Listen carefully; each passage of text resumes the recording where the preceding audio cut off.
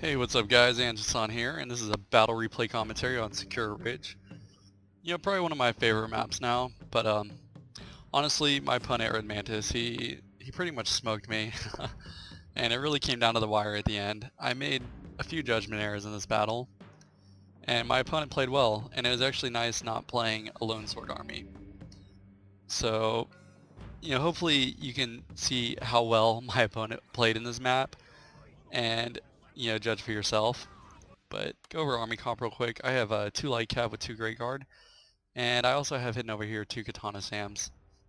I have a Yari Ashigaru for a spear wall set up with my matchlock warrior monks, and for some reason, bad idea, I brought bow warrior monks. You know, if I was going to bring any range units, I should have probably brought some bow sams and spent a little bit more money on infantry. But I have 4 katana samurai with a Naginata warrior monk, and 1 Yari Ashigaru protecting my rear. Now my opponent pretty much has the same playstyle as me on this map. He has 2 katana cav with 2 grey guard and a Yari cav. So you can see he's going to screen first with his cav, kind of like I'm doing over here. Except for I wanted to keep my cav bunched together so they would work together more efficiently. Except for my katana cav, I'm going to bring those guys to chase down these katana cav.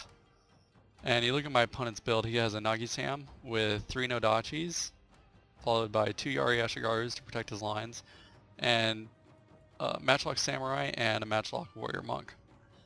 So I think he has the more efficient, you know, infantry build for this fight. But you know, I really do make some pretty bad mistakes, and there's some questionable things as well. I'll show you guys a bit later.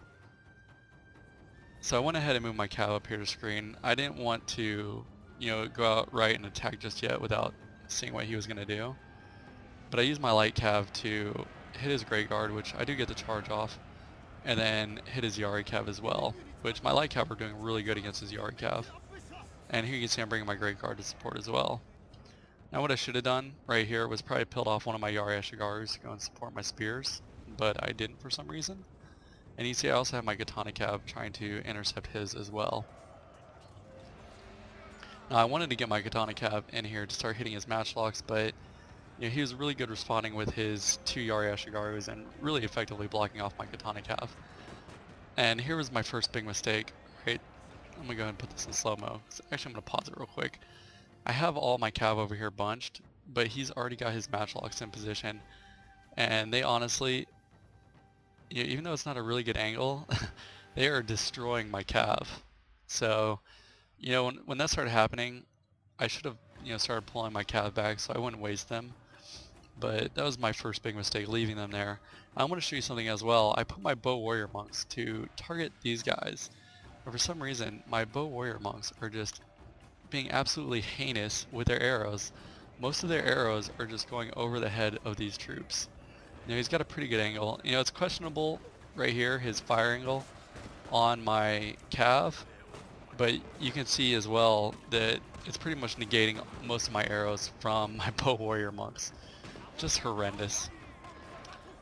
So I've actually got my lines pushed up, and you know, I made another mistake of trying to put my matchlocks on his general, which, you know, I shouldn't have done. His general wasn't in stand-up fight yet or anything like that. And when I did that, my matchlock warrior monks, you know, to get a better angle, started marching into my infantry lines.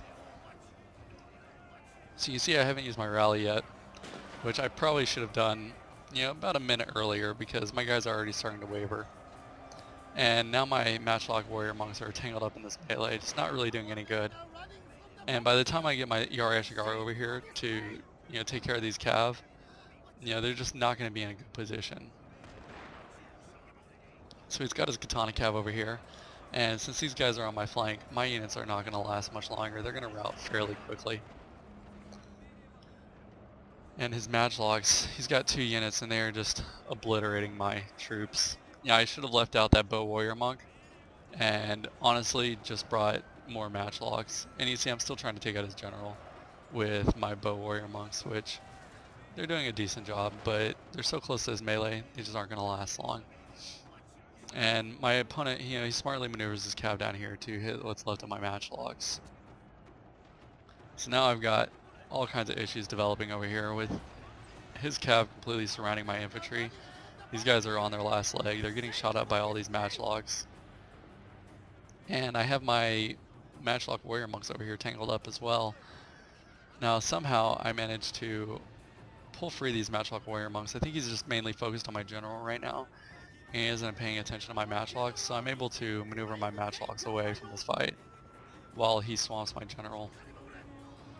So if you look over here now, I've got a Yari Ashigaru and a Katana Samurai, working on this Katana cav, but they are under heavy matchlock fire. And I had these matchlock Samurai. Now instead of sitting here trying to shoot them down, I decided to go ahead and throw my bow warrior monks in melee and try to tackle these guys. And the problem with that is these guys are matchlock Samurai, so they have fairly good melee defense and melee attack. Certainly better than what my bow warrior monks have. Now, with my Yari Ashigaru supporting them, they should be able to actually take care of these guys and rout them. So you can see I did manage to maneuver my matchlocks and start taking care of these Katana cav. And even though I'm going to lose my general, I'm going to rout this unit as well. So, I'll pause this real quick. These Yari Ashigaru should be able to handle these matchlock Samurai. Now the problem here is, you can see how he's maneuvering this matchlock unit. Once it passes this threshold, it's going to put another morale penalty on my Yari Ashigaru. Just his units being in their presence, in their rear, is going to cause morale penalties. So it actually turns the battle for him. That was a good move, putting his matchlocks all the way down here. Now, instead of just letting my matchlocks free fire, even though he's in my range, instead I clicked on his unit. So instead of continuing their volleys, my matchlocks are going to try to reposition now. And smartly, my opponent, goes in just for the melee charge. So now my Yari Ashigaru had this, morale penalty from his matchlock unit down here, and his other one, which just outnumbers mine, will quickly close his mine in melee, and that is the fight.